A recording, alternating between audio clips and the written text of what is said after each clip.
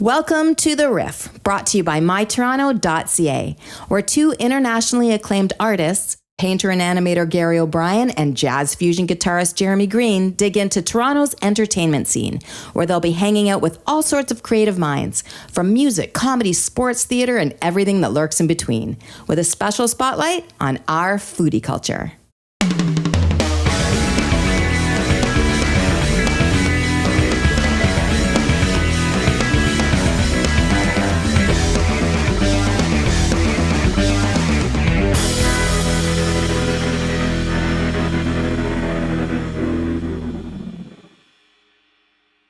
Hello, everyone. Welcome to another episode of The Riff. Here we are in the studio, and I'll be your tour guide. My name is Gary O'Brien, and for the next hour, we are going to be discussing everything that has to do with maybe some music. And if you follow me, I'm going to gather around, follow me down the hallway. Okay, we're walking here in the Riff studio. Come on down. We're walking. And our first stop here on my left, you see my friend and co-host of the show, Jeremy Green. Everyone wave and say hi to Jeremy. Hi, Jeremy. Hello. Hi, people. All right, Jeremy, how you doing today? I'm doing amazing, man. How are you? I'm doing all right. Here we are up in the Eagle's Nest again, looking high above, down upon the city there, and a lot of hustle bustle, which is probably a bit more bustle than hustle. It could be like That's like the thriller video every once in a while, a guy crawling out of a dumpster and all that, right? Yeah. We have the aerial view of that. Right. Yeah. How are you doing? I'm doing great, man. Yeah, life is good. All right. Sunny, summer, all that, right? Good. Recently, something I kind of thought about, gave me kind of something to ponder about, and I kind of thought, you know what, I'm going to mention this next time we get together. My wife and I were listening to the radio, and it was 80s Radio. hour. You know what I mean? You still listen to radio? The radio was on. Do you have a cart and buggy in the back, fucking like sending Morse code, like?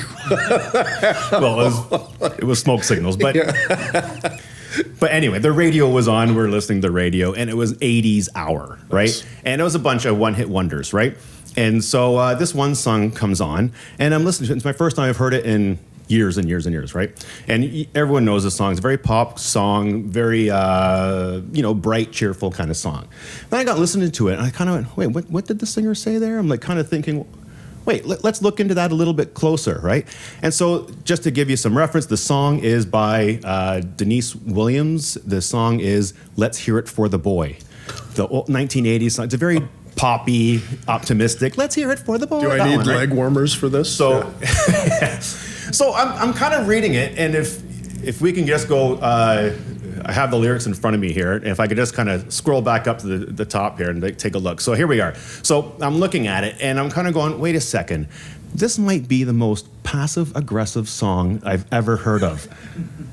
And I say that for a fact, because really, when you think of it, does she really like this guy, is what I'm thinking. So the song goes, my baby, he don't talk sweet. He ain't got much to say. That's the opening line. So, okay, for one, this guy doesn't say nice things, all right? She still loves him anyway.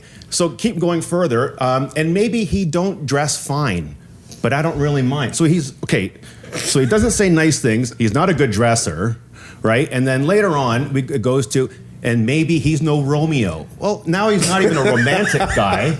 So he doesn't say nice things, doesn't dress nicely, he's not a romantic. My baby may not be rich. So now he has no money. What does he have? So anyway, so this goes on and on and on. And then so it just makes me think this song has like an underbelly to it that has been not noticed for years. And here I am thinking about, like listening to it for the first time, kind of going, wait a second, there might be more here to it. So anyway, it goes on. And then what did it say? Yeah. Because what he does so well, makes me want to yell, let's hear it for the boy. It's not a song of celebration, I think. Hold on. It's what he does so well, it makes me want to yell. Maybe it could be taken a different way, is what I'm thinking. Don't always just take it for face value. It could be deeper. So anyway, I got thinking about this, and it goes on and on, It's a kind of a nice, optimistic song. Yes, I say this all in jest. It is a very beautiful song. It's poppy. My God, it's so darn catchy. It gets into your brain really quickly, right? But huge. Probably designed to do so. Anyway, thought I'd just bring that up because it kind of made me kind of give food for thought as to maybe I'm seeing something that most people just didn't see. She was dating. I probably am not. But anyway. Dating like Klinger that whole time. Oh, I don't know. basically. Does she really like the guy? Because he cuts him up every time and then follows it with a compliment. It's the most passive aggressive thing I've ever seen. Anyway, The 80s. Anyway, so Lovely here we time. are. Well, that was a great take on that, I got to say. That. I don't know if it was great, but it definitely It makes changed you my think. vision on that song. 'Cause I don't You'll never hear the song the I don't same. think I ever heard any word other than "Let's hear it for the boys." That's it. Like that was my It's just focal point repeat on that. Yeah. repeat.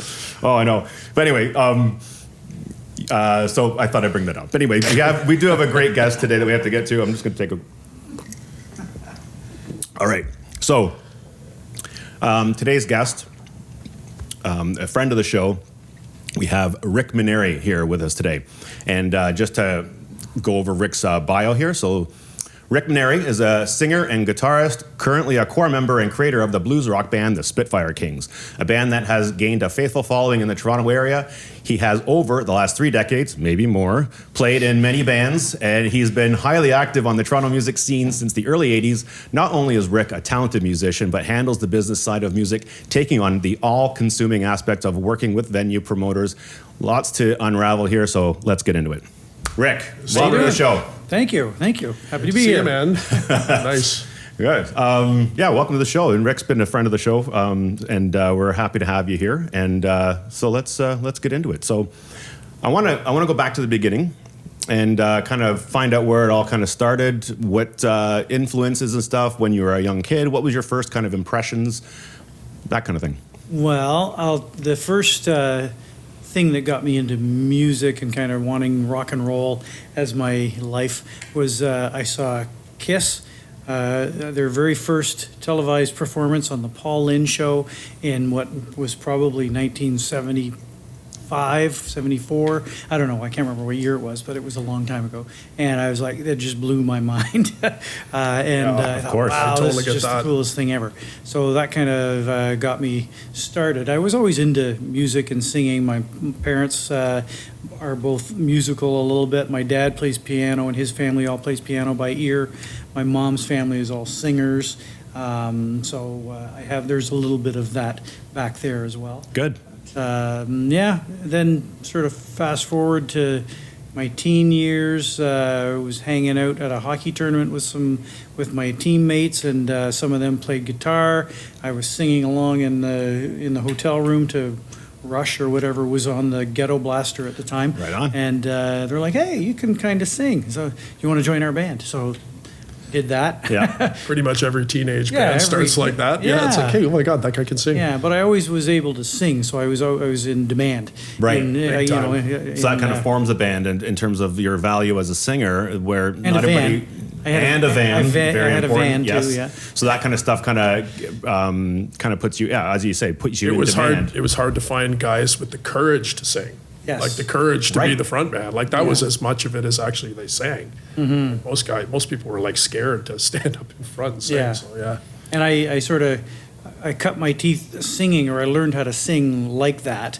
I was alone at lunchtime at home with my dad's great stereo.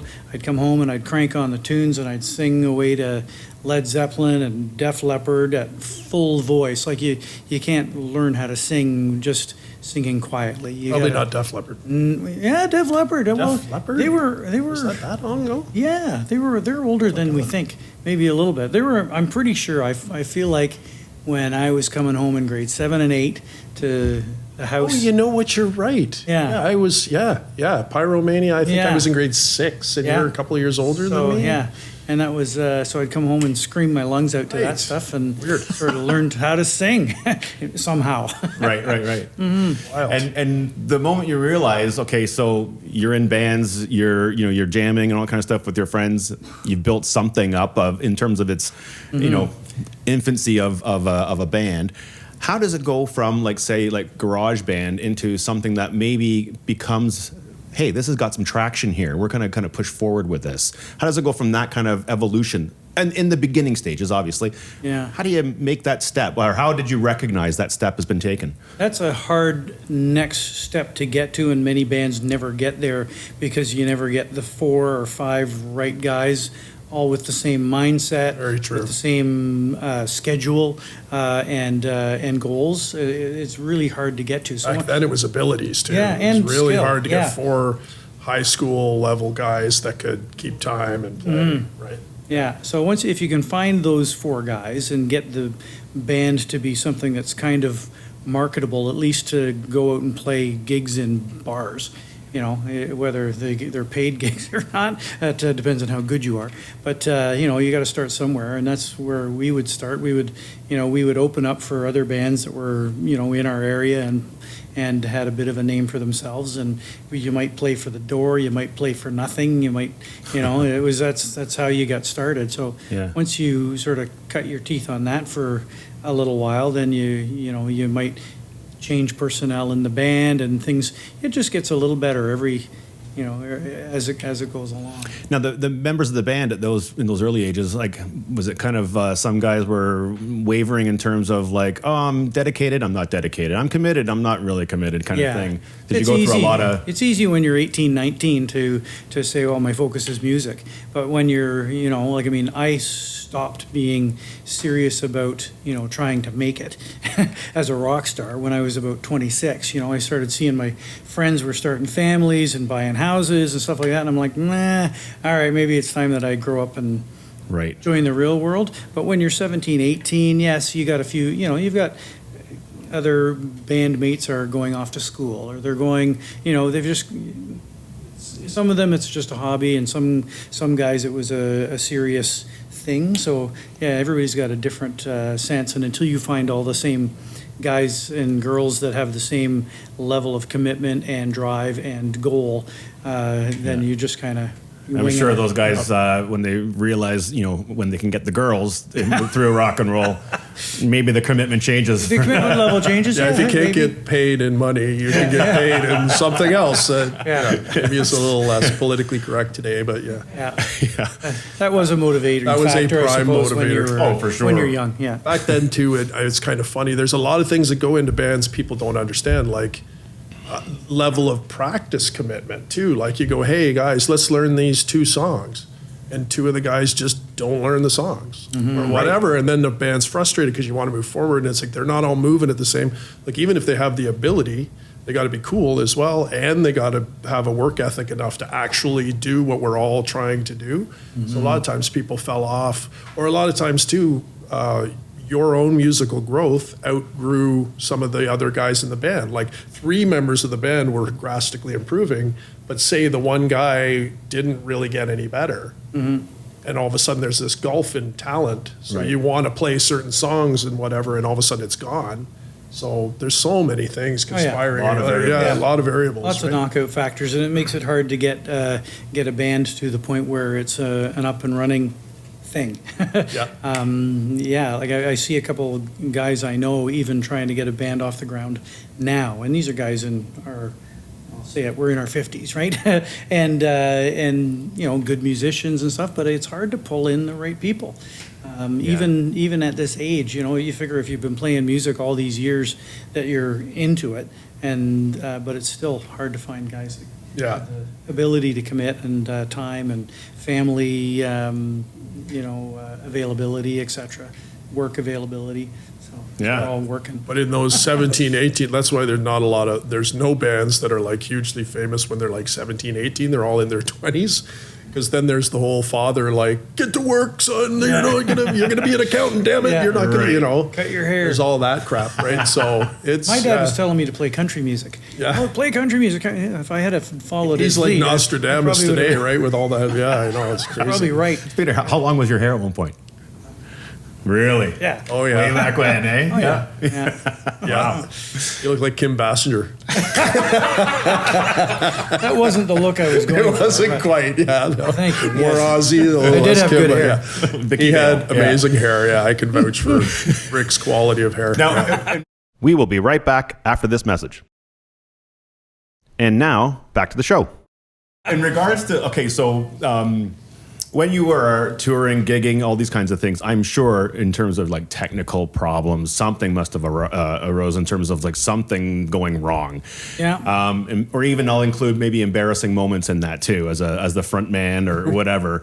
What would you say? You know, you're kind of like maybe a Spinal Tap kind of a moment where just, oh my God, this is actually happening. How do I recover now live on stage?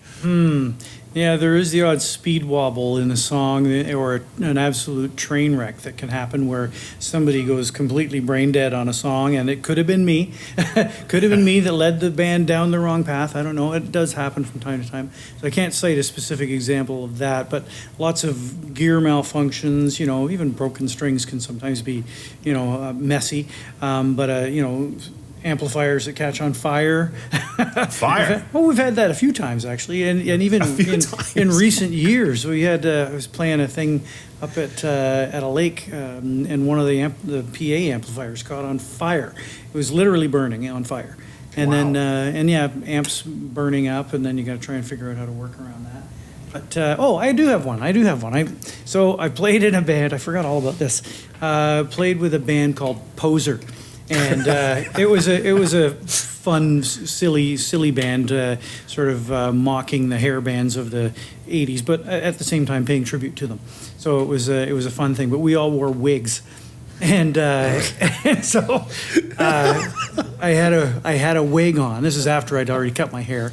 And we're in the middle of the, rocking out to some song, and one of the guitar players puts the head of his guitar up, and it catches onto my wig. Oh my God. Rips the wig off mid-song in the middle of our show. So I played the rest of the show with no wig on because it was stuck to the headstock of his guitar. Tangled up in the strings. Yeah, I think he did it on purpose. Oh, maybe. Yeah, you never know. Did you have on the cheesy under headband that you'd hold all the hair up in place, so like the classic wig removal? I don't look? remember, but I think there's pictures of it somewhere. I'd forgotten all about that. That is so. That's a good Spinal Tap moment. That's That is a good one. Yeah. Almost like 80% of the train wrecks are attached to alcohol in some way in those days. So Yeah, that's why we don't remember most of them. yeah, that's right. Or won't speak of them. Yeah. One or the other. Okay, so when you're playing live then, and you're trying to figure out sort of song sets and choices of music to play, how much of that is prepared? How much of that is reading off the crowd? Like, hey, they like this, they're responding to this, let's play more of that, Yeah, our current band has a huge repertoire, so we do read the audience, and if it's going one way, we will go that way. Other bands that I've been into haven't had a big repertoire. You'd have your 3 sets worth of songs, and that was it, and take it or leave it, whether they liked it or not. But the band we have now, if people get up and dance in song 3, then it's like, okay, let's keep it rolling on dancing. If they're sitting and really listening and enjoying, some of the more interesting stuff that we play, then we'll keep it going down that.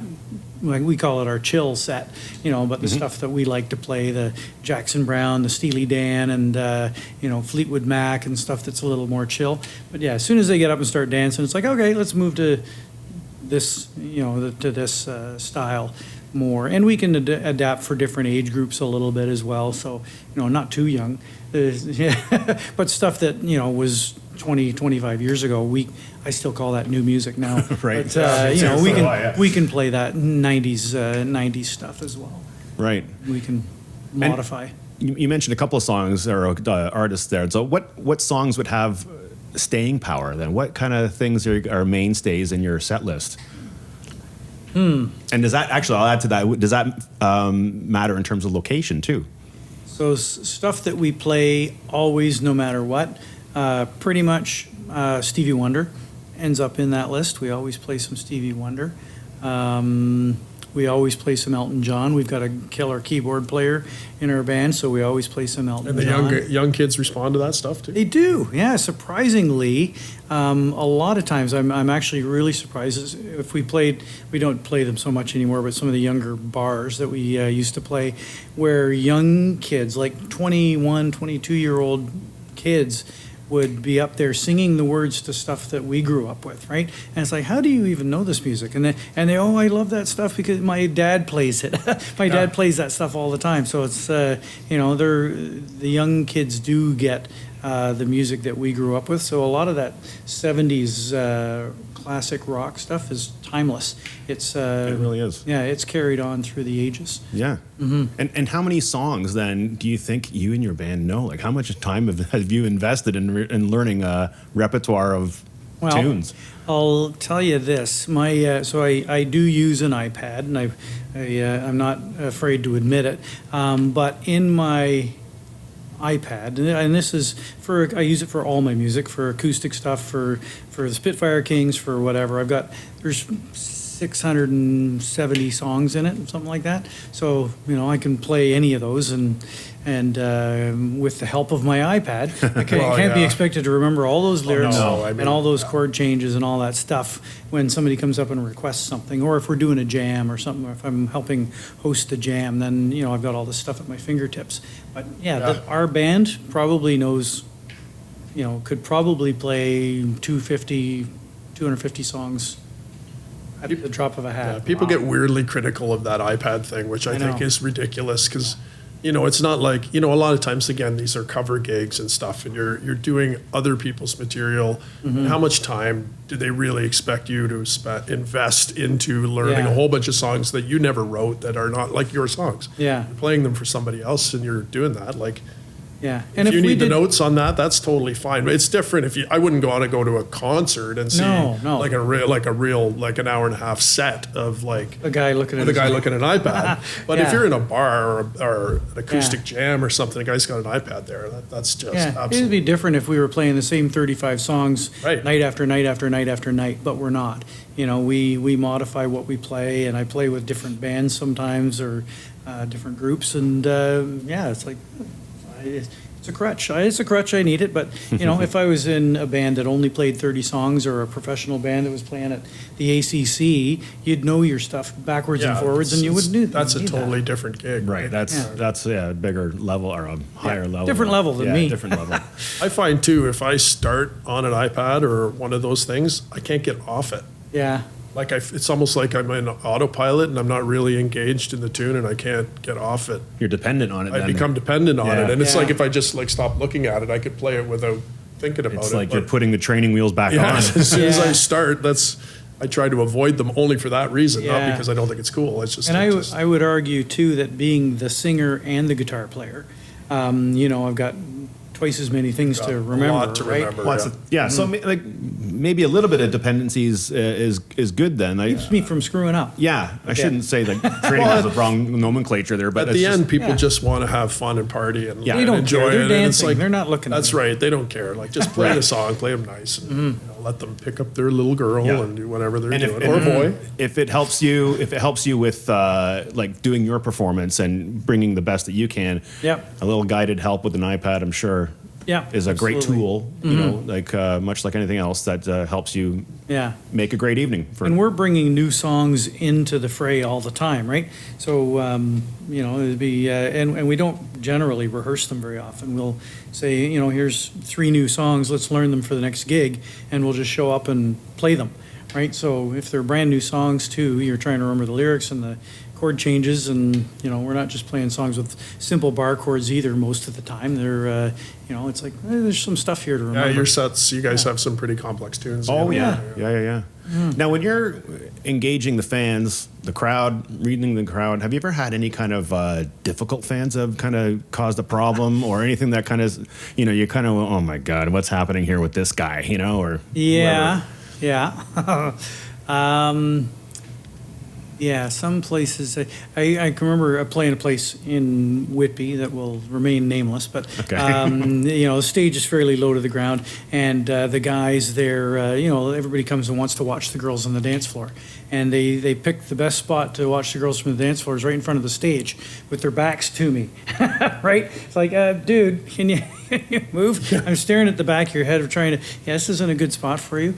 But I had a few funny ones. But I love Superman. You got Superman. Oh, Superman's great. He's awesome. I love that guy. They got this at a place out in Ajax. There's a dude there. He always wears his Superman costume.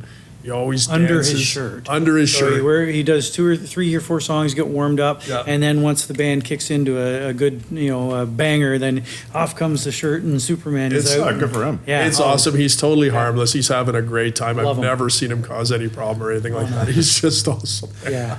When you're doing gigs and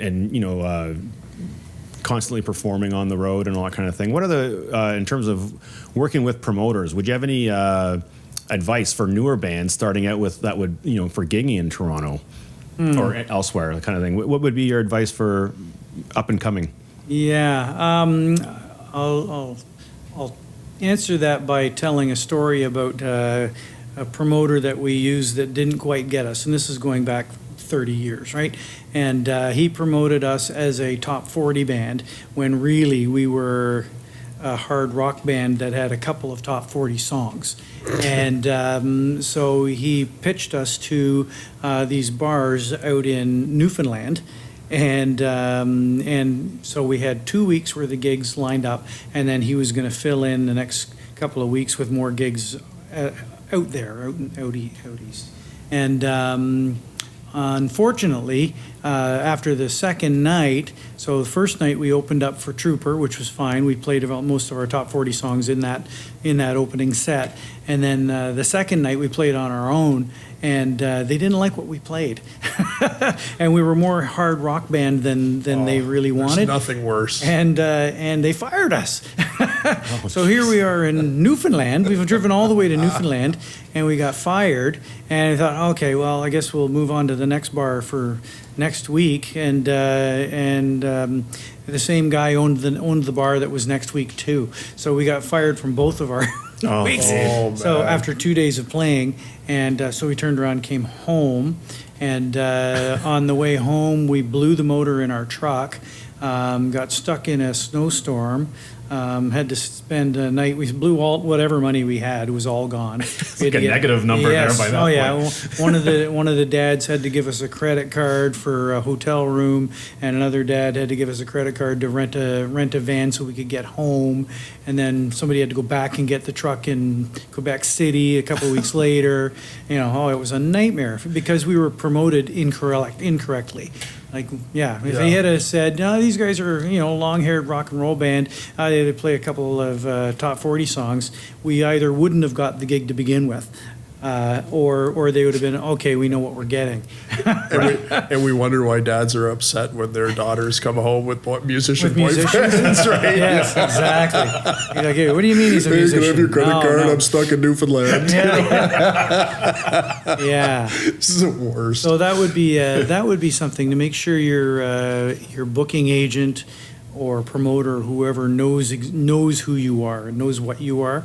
And then the other advice would be versatile, know lots of material so that you can switch gears and adapt to different audiences. So you've got a little bit of everything in your repertoire, so you can make those bar owners happy and you don't get fired.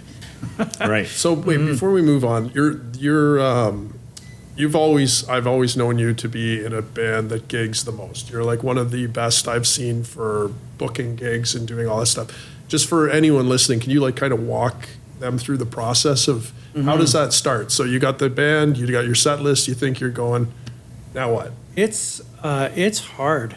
You need to build a reputation as a band that is working, that is... But if you don't have any gigs, how do you do that? if you don't have any gigs, man. So are we talking I mean, obviously sometimes bands did press kits Yeah. and they're sending them to bar owners. Now I know some of that's ancient history now. There's probably What websites I- and Facebook pages and are you setting up a Facebook page or Absolutely. I'd start up a Facebook page and a YouTube channel, and I would rent a venue if you had to, and shoot video of your 10 best songs, and use that as your promo, and send out those videos of you playing in a live format, even though it might not be in front of a live audience, but playing live. I guess you could bring in a live audience if you had it You at could. somebody's place, Yeah. or Yeah. stage it that way. But I would do that so that so people can see what the band looks like and sounds like, and how you move, how you dress, how all of those things are important, because it's all part of a package. Yep. But yeah, even with that, getting good gigs is tough. The good bars have a steady rotation of their favorite bands, so it's hard to break into those. Takes years sometimes. So are you then, okay, so now you got your video, you got your Facebook page. Are you now hitting the phone and calling all Yeah. the venues that you can find? Like divide Phone, and email. A lot of them, a lot of the venues have email addresses, or you can contact them through their Facebook pages and send your links through that. That's one way. If you want to find a booking agent, send all your stuff to the booking agent, and then he's going to send you out to a bunch of different rooms. That's probably your best and fastest way to get, gigs in multiple different places, because otherwise you're just getting one-offs here and there. But yeah, a good booking agent will be able to, he'll have 10 rooms that he can put you in right away if they like what they see. Right. Great. Well, very informative, because that's I'm sure the tools have changed from years ago to now. Like all the options and things that are out there available to promote yourself. It wouldn't be, or I'm sure it's much different from what it was years ago. Yeah, for young kids that understand all the technology of how to do all the video and audio and all that stuff. Put some and it's slick stuff together. Great. They can put some awesome stuff together. Yeah. But for old guys like us, it's like, I don't know, can you record it with my phone? Yeah, right. And then, the audio is terrible and the video is One thing terrible. that was kind of nice, though, again, we've talked about this on other levels, is it's like, it was kind of, in the old days when it was more hands-on, that it's kind of a barrier to entry for a lot of people who probably aren't. It's almost too easy now. I think that a lot of these bar owners must be getting inundated with all kinds of stuff, and with auto-tune and stuff like that. It's got to be very difficult for them to trust that what they're seeing is actually Good point, yeah. the real thing, right? Yeah. So packages can be very slick, right? they can, really slick now. Like some of them look darn right pro, and then you see the band. Like I saw a band like that, and I went into, they were playing at a bar, and I went in, and they were Not as advertised. not good. Like they were okay, but they were like not what they looked like. Right. Wow. So buyer beware kind of thing, but obviously put your best foot forward as if you're promoting yourself too. It's hard to get gigs and hard to get a reputation, or a good reputation. And then once you've got it, you've almost got too many gigs. You're turning them down more than you're taking. Yeah, once you're in the circle. Once you're on that Wow. track, it's good, but hard to get there. Wow. Champagne problems once you get there, I guess. Yeah. All right. This has arrived on our table here. This is Rick, just to let you know, Tracy likes to feed people. I love that. So food has arrived, and part of our show here is to try some local fare from around Toronto. So Toronto has some of the best foods. Like we've been learning this as we've traveled more, is like some of the best restaurants are in Toronto. And in terms of so many variety of food, like you can get authentic, almost any culture's food here authentically. And it's been one of the nicest things being down here. And I didn't really realize that until we traveled around the world, but I hear chefs talking about it. Toronto's really becoming on the food map. So yeah, here we are. This kind of thing is I guess you guys want to know what you're eating. yeah, I was just going to pass it over to you there, Tracy. Tracy, what are we eating here today? Okay, This looks so good. today you are having a green curry with chayote, kabocha squash, and macrat lime leaves with jasmine rice from Pai, P-A-I, a northern Thai restaurant inspired by one couple, the wife from Pai, Thailand, and the husband from Toronto. So Pai Northern Thai Kitchen is known for the best authentic Thai cuisine right here in Toronto, as Jeremy was saying. Their reputation, their menu not only measures up to authentic Thai, but is widely known to be even better than the cuisine you'd actually have in Thailand. I chose Pai for this episode for two reasons. So firstly, TIFF is here, Toronto International Film Festival, until September 14th, and this place is booming with the stars. So just because of their cuisine alone, actually. So who has been spotted here inside Pai? This year, the cast of the new Netflix film Frankenstein has been spotted there. Other years, it's been Jason Momoa, who actually raves about their pad gras prau, and Shawn Mendes, Elijah Wood. So that's a big hot spot in Toronto. Second reason I picked it, I happen to know that each of you has been to Thailand, and I would love to get the comparable on how pie in Toronto fares against the real deal. So after the show, we'll be feasting on their most popular dishes, which include spring rolls, mango sal, Chef Nui's personal pad thai, and Jason Momoa's pick, the pad gra prao. So I'd love your feedback because, as I mentioned, Oh you've my all God. been to Thailand. How does it compare? That was amazing, and it's got just the right amount of heat. I like a bit of spice, and that had it, but it had the flavor too. It's not just hot for hot's sake; it's got flavor.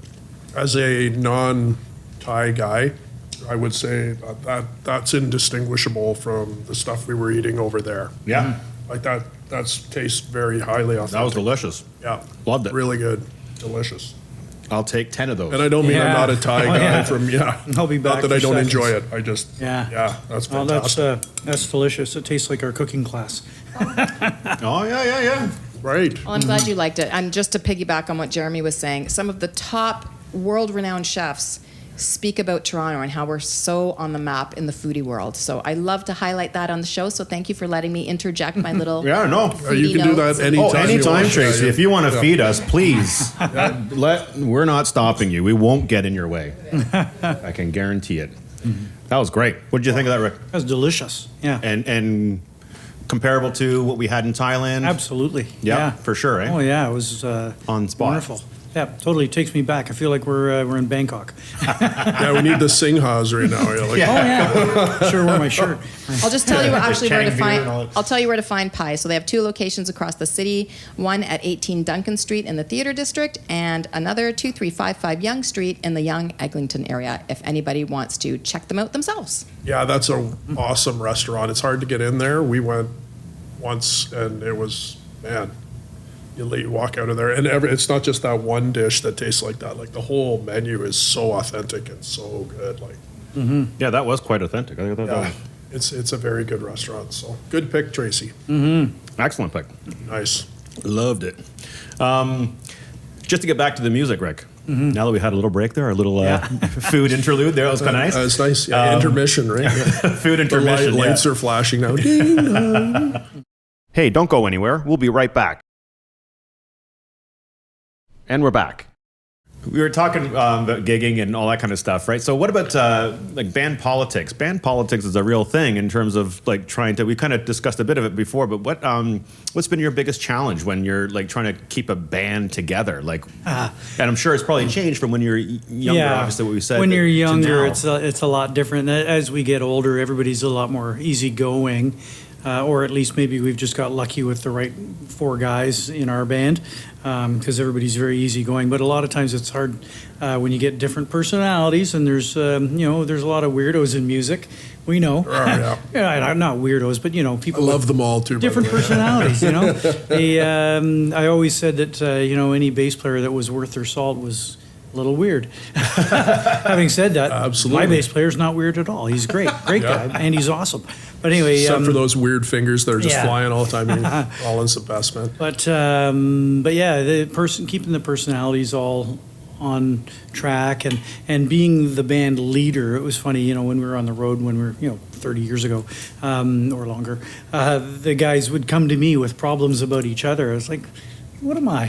What is this? When I be the counselor. Yeah. Well, it was funny. It is weird as you become an adult more. Your time is more called upon by life in general. So it's like what you want from your music is very difficult to line up all the time, right? It's like some guys really want to do this, some want to do that. Some are like I want to do this kind of music and I don't want to do that kind of music. And it's like, so even if they have the chops, it's like, it's always a challenge getting people to row the same boat Yeah. a long time, Keeping right? everybody stimulated as well. Not bored, yeah. And right. not bored. That's the challenge, we have now a little bit because, we do tend to play the same bunch of songs because they have the same results and we play the same bars all the time. So we do end up playing a lot of the same stuff, and some of the guys get bored with that, or you get those songs that you go, oh God, we got to play this one again. And, so that happens. And it's hard to get away from those songs because, like you say, they're popular. They're popular. People love those songs. Mm-hmm. So it's not like, we just won't play those songs. Well, Yeah. You got to play them. Yeah. Yeah. playing for crickets is worse, right? Like, Yeah, so keeping the personalities all happy is a challenge, right? It's a management job. Well, it's a thing, and if you're the band lead, I mean, I guess it all kind of falls on you. Do you feel any kind of extra responsibility, or do you feel as if it's spread out quite evenly, or do other guys kind of pull their weight, not just playing in the band, but like the outside stuff of the band, you know? I haven't really had to experience, too much in terms of dealing with issues in the last 20 years, really. Right. Because we've grown up. Well, yeah, it's a different perspective now, right? But and I do boil it down to the guys that are in the band as well. They're all great guys. There's no funny personality issues with any of them. Yeah, you've got a great balance. Because you can still have a great band, but you got that one guy that's, but not with us. Or maybe I'm the guy. I don't know. If you don't know of one, if every band has one, maybe I'm the guy. I think it's self-awareness as you get to this age, right? It's like I know what my trigger points are, and I think everybody knows what their trigger points are. And like you were probably like, hey, I had to control all this when I was younger, and now you're just bold and going, hey, man, I'm a control freak. This is how I want to do it. And everybody goes, yeah, okay. Yeah. He's doing that. So everybody kind of slots into their place a little nicer now because we all kind of know what we want. And before it was like you didn't know. Like, again, we talked about this last time, but like even major bands like Rush and stuff like that, they were going, gigging, doing all that stuff. And then you get two of the guys get into prog, like, Geddy and Alex got right into Yes and Rush and Genesis, or not Rush, Yes and Genesis and those guys. And John Rutsey still wanted to do Bad Company, all that stuff. That's kind of a young guy problem, I think, more than now because they have this career they're dreaming of. I think most people at like 40s and up are no longer not necessarily dreaming of a specific career. They just want to have music in their life. Want to make music, They just want to do music. You got perspective as to, you've lived a life already, and you have a life outside of music too as well, which is important. You're less personal. It's less of an assault on you to play Brown Eyed Girl one more time because you're like, there was a point in my career where I would have just said, forget it. Like if throw the guitar down, if run you out, recommended walk off that, I would have stage. quit. Like, no, I'm not doing it again. Like, but now it'd be like, yeah, sure, whatever. Yeah. Makes people happy. It makes people happy, and you don't mind providing the happiness, right? So there's something to that, right? There's something to that. Yeah. In terms of any kind of new bands now, have you heard anything that's kind of refreshing? Anything that's kind of grabbed your attention? Any bands that kind of sort of? Oh, what's that new band? Soundgarden. I like them. They're the latest thing. I'll be honest. the latest thing. I'll be honest. I can't name a new band, a new artist. When I hear of whatever band is playing at the ACC this week, whatever, I go, who is that? I never heard of I them have one, before. Goose. I'm Goose. very Love Goose. I'm very sort of tuned into my own thing, and I don't listen to outside music. I don't even have there's nowhere for me to be exposed to music that's not in my wheelhouse, right?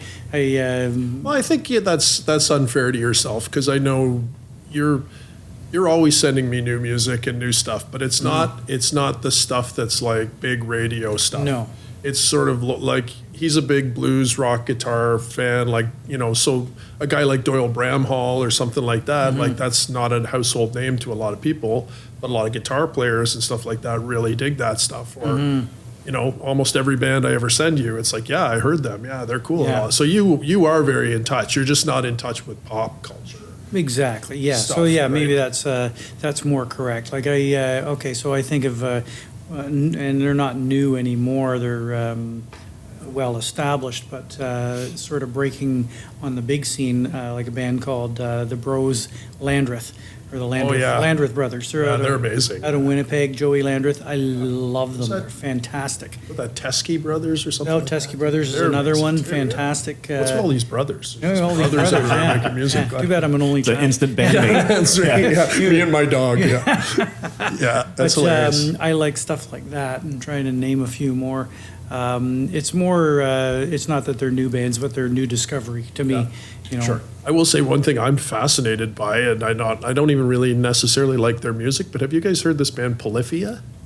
Polyphia, no. Polyphia. I saw System of a Down last week, and I knew of them anyway. There's a young guitar player. His name's Tim Henson, and he's like this. Like from the Muppets. Yeah, kind of, yeah. That's Jim. Yeah, that's Jim. Yeah, Yeah, no. That's just a little bit off. Doesn't look like his kid, but he's an incredible guitar player. But what fascinates me about it is it's like the influence as I'm listening to him, I was like trying to figure out, I'm like, I can't even put my head into where these guys are getting these ideas from. Like, it's such a strange way to look at it. And I finally figured it out. It's video games. Oh. Like the guitar player is totally inspired by video game music, which is really complex, actually. If you listen to some of the like Pac-Man and all that, You're all over the map. it's like classical with like a weird, but it's like this highly digital sounding, it sounds like Data. You know, when he's soloing and stuff like that, it actually sounds more, if I think about it, like Data, like a fax machine. Yeah, he's like, and I'm not ripping on him at all. The opposite. I'm blown away that it's like, wow, man, musicians created a new style. People are still evolving. Musicians are still evolving. It might not be something we get anymore. Like, I don't really relate to that because it's not our generation. It's not our generation, but I loved hearing a young guitar player playing something that's like really I haven't heard. Yeah. It's like, wow, that's a cool sound. And I know there's other guys doing it too, but Polyphia is the one, he caught my ear on it because his sense of rhythm and stuff is so bizarre. Anyway, I won't go on. That's amazing. I actually saw something like that. Someone posted it. I saw it on Instagram or something like that where piano player. This young adult playing a piano, it's like doodle-doodle on the keys and making it sound wonderful. And then she sped it up. And it's the actual Mario Brothers sort of when you go to another level. And it's like you stretch it out in time. It's a beautiful piece of music. So it kind of goes to what you're saying there. Like it's video games, and we kind of maybe just kind of pass over it or just kind of like sort of say, oh, it's just a video game sound effect. Break it down. It's actually a nice little piece of music. It's weird. Like we had like Zeppelin riffs in our head, like going over and over. Well, these kids were like playing video games and listening to that music. That has to do something all the time, right? And it clearly, like that's the one band that was like, that's what it is. It's like crazy.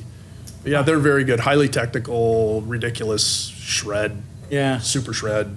Bass band. Really cool. These kids, anyway, they know their stuff when they like it. So lots of great music out there. The problem now is finding it because it's buried. There's millions of new bands coming out. It's all over Spotify. It's really difficult to sort through it all. And speaking of kids, in terms of family, in terms of like, and their impression of you being on stage, you know what I mean? Like, how do they react to all that kind of stuff? What do they think of you? It's just Dad. Is that right? Yeah. Yeah. Well, my son has kind of followed in the footsteps, and he's playing in bands and stuff and doing gigs, all over the place for little or no money. So he's doing what I did 35 years ago. Doing great. That's fun to see. And my daughter, they come and see the band play every once in a while, which is fun. But yeah, it's just Dad. They might have a different opinion if you still had the hair. Maybe, yeah. Run to the slightly different. I hope I haven't embarrassed them too much. Too many different situations. Just keep it in check, right? Good for them. Builds spirit. Builds character. Yeah, that's right. Yeah. That's great, though. I mean, that's a nice thing. I'm sure. I hope that they kind of go, "Hey, Dad's a cool guy." Yeah, well, that's what I think. But I think they probably think, oh, it's just Dad. He's a dork. Yeah. We got to set up a father-son band, father-son jam thing. Like we could get Carter and Zach and a bunch of people. That'd be fun. That would be fun. Yeah, it'd be a lot of fun. Wow. And now that the kids are older, then they're better musicians. They're actually really good. I know. Really good. We'd have a really good time with that. Yeah, absolutely. So how are they getting good? What do you find different in terms of when you were getting good? It's funny because Carter and I don't play together. It's weird. I wished we did, but he's never sort of been interested in the music that I play, and I'm sort of focused on what I want to do. I don't want to play what he wants to play either, right? So he's doing his own thing, but every once in a while, because he still lives at home, I can hear him downstairs, and I'll hear him working on something that's totally not his normal thing, but it's my thing. I can hear him working on a Steely Dan song downstairs. I'm like, oh, I know what he's working on there. Your ears perk and I up, can hear him. So then I listen for a while. It's like, oh yeah, that's really good. Yeah, and his lead playing and stuff is all really good. He doesn't play in front of me very often, but I can hear him downstairs. Throw him on a gig, man. Bring him out. Bring him with the Spitfires. He should do that. I'd like to. And he plays bass. He can play drums a little bit as well. So, but I'd love to. Hang. Yeah, he can. Yeah, I'd love to do a like an acoustic duo with him. I think would be fun.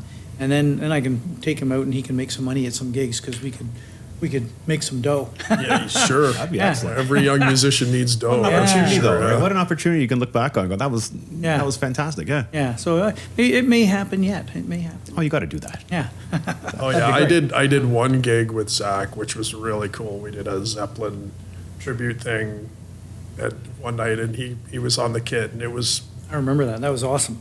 wild. It was just so cool to look back. Like just reply. I remember there was one point where I'm playing, and it was just like it was sounded really good, and I just look back and I see the kid up there. You know, It's your son. That's there he your is. boy. He's doing it, like Yeah. playing Bonham. I'm like, yeah, man, Yeah. that's cool. And he nailed it, I'm sure. He's He great. did. Yeah, He did. He's a good drummer. he's a really Great talented young musician. Yeah, but Wow. it's nice when the clans unite. You know, like it's great.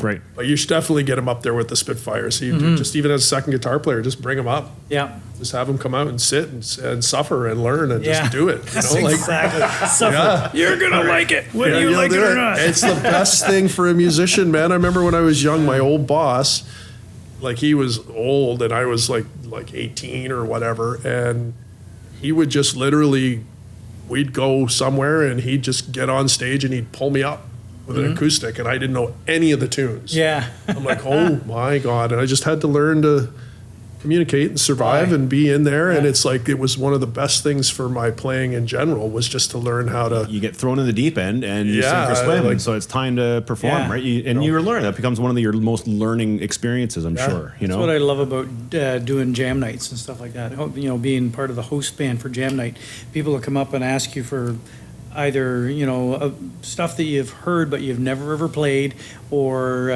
stuff that you vaguely know, and with the apps that are available now, Ultimate Guitar and stuff like that, you can look up a song quickly, see what all the chord changes are. If you can take 2 minutes to listen to it on your phone and go, okay, all right, we can do that, and then the band plays the song, it's like, wow, that's fun. that's awesome. Yeah, when that that's when happens. it's great. Then you've kind of, it's like, all right, we've kind of got some of this locked down. It's all worthwhile, right? Yeah. That's great. A good time. And I'll say that this has been a good time. So Certainly has, man. It's yeah. been great having you on the show, Rick. Thank you. And we appreciate you being a friend of the Riff. And thank you very much for spending some time with us. My pleasure. Thanks for feeding me. All right. Thank you very much, Trace. Yes, the Thai food was amazing. I would highly recommend that place. That's for sure. They've nailed it down for sure. Pie Northern Cuisine. Nice. All right. Okay, good. we're going to wrap it up here, Jer. So what we got? So coming up in Toronto this week, we got the TIFF festival still going on, which is Yep. really cool. There's an Argo game going on. Very good. Someone, was it Shane Phillips or something, is playing the Reservoir Lounge. Nice. That might be a All interesting right. thing. So Stuff going on. Toronto, eh? Seek it out to Always- enjoy. Always happening, eh? Oh, yeah. Yeah. We love Toronto. $5 is $5. Well, with inflation, that's probably 10. 10 bucks is 10 bucks. Canadian. So, yeah. Times have changed. $10, $7.50. $7.50, yeah, with a tariff. Yeah. All right, we'll wrap it up there. And so thank you very much for listening. Until next time, this is goodbye from me. And it's goodbye from him. Thank you very much.